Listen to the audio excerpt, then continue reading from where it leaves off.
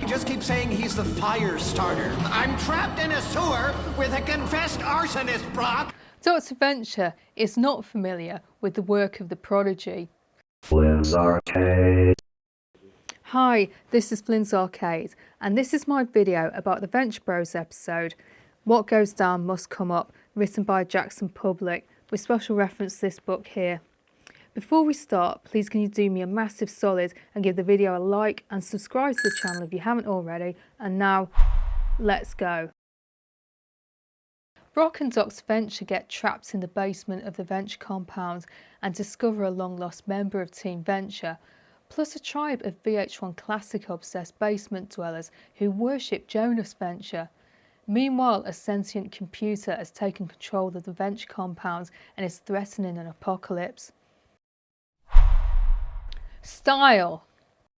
This episode is an 80s pop culture inspired nightmare and contains some really memorable imagery.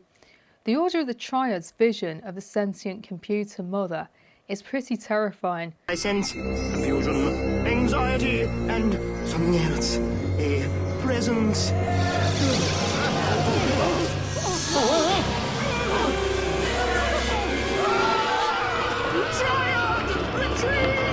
As is mother herself. How is everything going? Negative. The house is mad at us for losing power. Mom demands to see Dr. Venture. The face! Initiating contact with Tech Missile Defense System. If you do not produce Dr. Venture, Mother will deploy full nuclear arsenal. Throughout the run of the show, we never learned who Dr. Venture's mum was.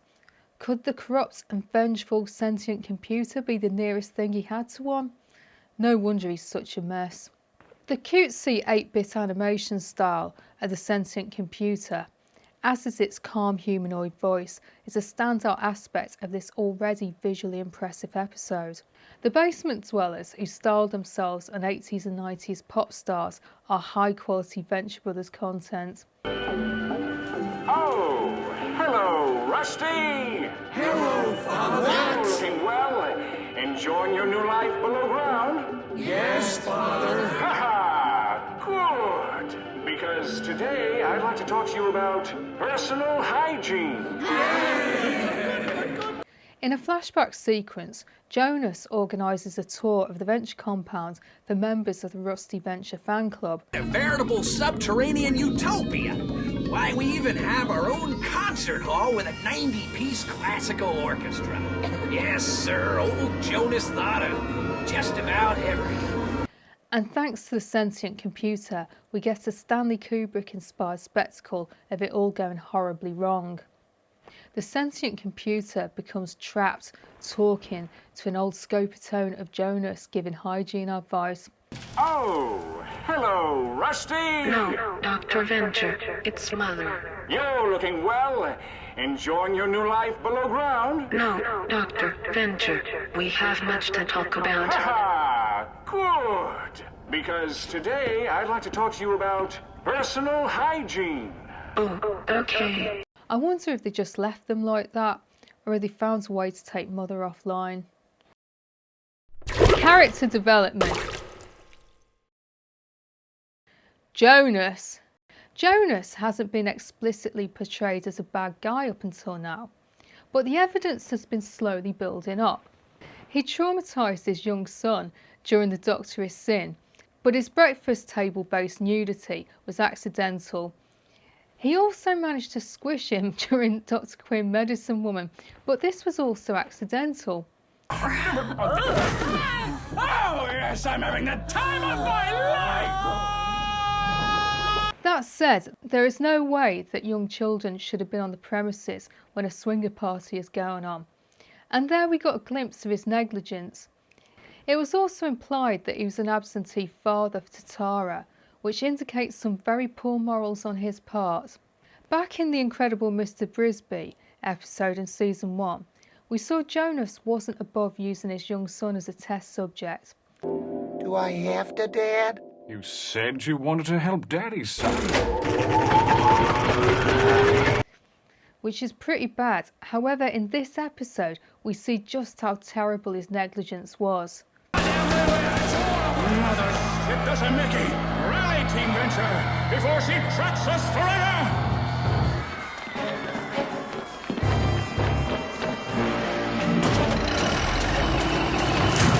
He really crossed the moral event horizon when he abandoned those kids. I doubt he made any effort to recover them. He also treated a former friend and colleague like absolute shit. Dr. Paul Antman. Antman is a member of Team Venture. He used to be massive and went by humongoloid, although he was accidentally shrunk down to the size of an ant by Jonas. Things then went from bad to worse for poor Antman. With all juicy science fiction tales, this one starts with an accident. We were testing the system, something went horribly wrong, and Jonas abandoned the project. End of story. Would have been nice if he'd at least taken a last look around. Which leads him to spend 30 years fending off ants and harbouring a very reasonable grudge against Jonas. I stated the art, you said, and nothing's gonna happen, and the first sign of trouble, you abandon your best friend? Strand me in this fucking hellhole? What? It would have killed you to call?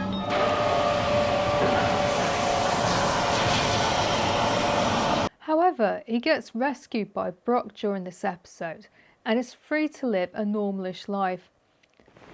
But I can't help wondering why no one thought to use Billy's shrink ray to enlarge him to a regular size. Please let me know in the comments your theories as to why no one considered doing this. It seems quite cruel to just leave him ant-sized. Pete White! This is the first time we've seen the CCTV room at the Venture compound, and we learned that White likes to hang out in there to spy on people.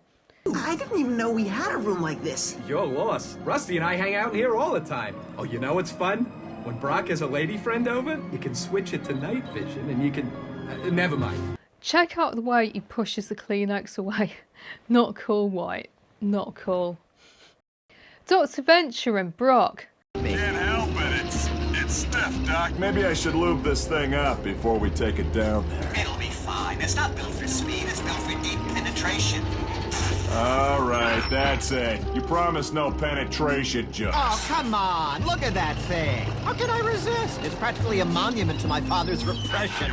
This isn't really character development because we often see Brock and Dr. Venture joking around, but I'm really aware that Brock is about to quit being the Venture's bodyguard in a few episodes' time, so it's really nice to see them together before he leaves. Jefferson Twilight. There's a running gag throughout this episode about Jefferson only having one skill, vampire hunting, which means his contribution to the Order of the Triad is very limited.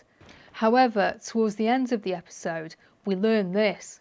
You sure you can drive this thing? Oh, yeah. I was a tank commander in the Marines. I didn't know you served in the armed forces. Boy, the stuff you don't know about me could fill one big-ass book. He has a lot more going on than his colleagues and the viewers might have originally thought. Did you know I also raise carrier pigeons on my roof? No. Jokes! Jefferson's reaction to seeing Mother, the sentient computer. Some unspeakable horror has transpired below. The air is thick with psychic residue. I can still smell the brimstone. No, I think that's sulfur. No, I think that's Mr. Jefferson. Yeah. I'm gonna need... Hey, you got any pants? Like, extra pants? I fear this is beyond even our combined powers. Dr. Venture is not familiar with the work of the prodigy. I'm not alone, Brock. What? Who's with you? I don't know. He just keeps saying he's the fire starter. Hold on, he's coming back. Sir? Man, he's quick. Well, ask him which way is out. I tried. He won't stand still for 2 seconds. He's probably spaced up on yellow jackets from the looks of them. I'm trapped in a sewer with a confessed arsonist, Brock. Help me! Yeah, and apparently yellow jackets are a type of diet pill which he used to take. We don't really see him doing it that much, but a little bit of a bonus reference there. When Mother, the sentient computer, goes back online, this happens. He started it! Okay, look. It's not as bad as it sounds. Well, it sounds pretty awful to me. Come on, old phone lines? Younger viewers might not remember that awful noise, but this used to happen every time you wanted to go online. It was just a nice little joke on that. When the characters are facing the prospect of a nuclear apocalypse and are racking their brains as to what to do, Hank comes out with this. Okay. I think I've got something. Maybe it's all just a dream? Yeah, good one, Hank. Cultural references. Stanley Kubrick. What is that thing? Mother, she's the supercomputer Jonas built to run this place. Sentient controlling super bitch ruined my life, computer! The sentient computer is a reference to HAL from 2001: A Space Odyssey, as is the room where Antman is imprisoned. Plus the name of Mother is a reference to the Alien film. The scene where the kids get stuck in the basement also contains a reference to the Stanley Kubrick film The Shining.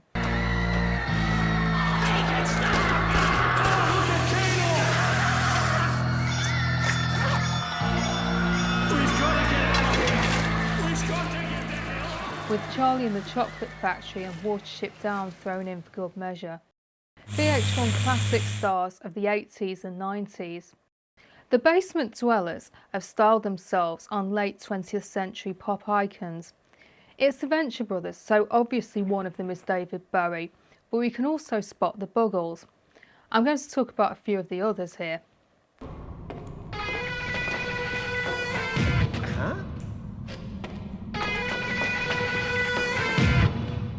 What the? This scene is a reference to the music video for Firestarter by the British electronic punk band The Prodigy, especially vocalist Keith Flynn. It was an incredibly popular single, reaching #1 in the UK singles chart and was a huge hit all over the world. I used to work in an art museum which was visited by celebrities on a very regular basis, but I remember feeling genuinely starstruck when Keith showed up one day. He really was a true pop culture icon. He sadly passed away in 2019, but he will always remain an absolute legend.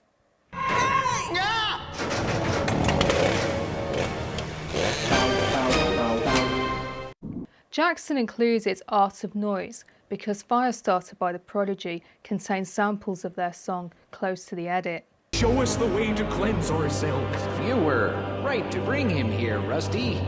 Now let us see what Father has to say. Always to toss behind one's ears. Always to brush before bedtime. In the art book, Jackson says that he's a big fan of the new wave band Devo, and the military guy is a reference to the General Boy character created by Devo. The creepy looking guy in the Venture Industries suit is a reference to his son, Boogie Boy. John 3:16. White holds up a sign bearing John 3:16 to welcome the apocalypse. That's 1 for us, 5 billion for the apocalypse. I can't help but think that Rusty would have wanted it that way. I looked it up and learned that John 3:16 is one of the most quoted biblical passages. This is also a reference to a person called Roland Stewart, who was famous for showing up at sporting events in the 80s and 90s. He wore a rainbow wig and lurked around in the background holding a sign saying John 3:16.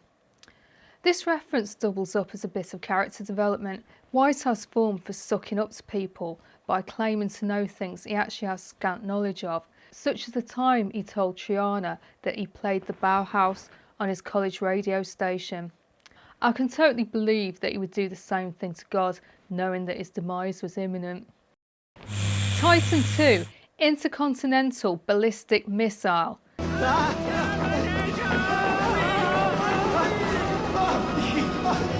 The missile in this episode isn't just a generic missile, it's based on the Titan II, which was developed by the Glenn L. Martin Company and developed from the earlier Titan I. I continue to be impressed by the level of detail and care which goes into this show. The Falcon and Spock. You sculpted these yourself? Oh, heavens no. I merely repainted an old Amigo doll of the Falcon. Oh. Would you rather be Spock with a bald spot? Orpheus has used dolls of the Marvel character Falcon and Spock from Star Trek for his effigies of Jefferson and Al. Rating 9 out of 10. Mostly I loved this episode. I like the symbolism of the sentient computer called Mother, which fits in with the theme of intergenerational trauma which has been running throughout Season 3, especially since the computer has become corrupted and dangerous, which hammers the point home. In the same way, I like to learn that Jonas wasn't the hero he is cracked up to be, and I really like the reference to Keith from The Prodigy. The only negative, in my opinion, is the apocalypse storyline. It wasn't really as terrifying as it could have been. I can believe in a lot of things in the Ventureverse, but I struggle to believe that they had a nuclear missile on the Venture compound for 30 years and no one knew about it. One of my favourite aspects of the Venture Bros is how everything which happens makes total sense in universe, but for some reason this just kind of didn't. So yeah, that reduces the score slightly. So let me know what you think. Did you enjoy this episode? Did you know the names of any of the music video stars? Did you believe that Jonas had managed to hide a nuclear missile at the Venture compound for over 30 years?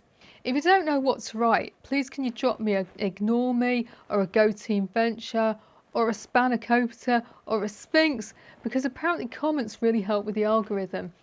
If you're new to this channel, please check out my other videos because I've made loads of them on the Venture Bros which you might enjoy.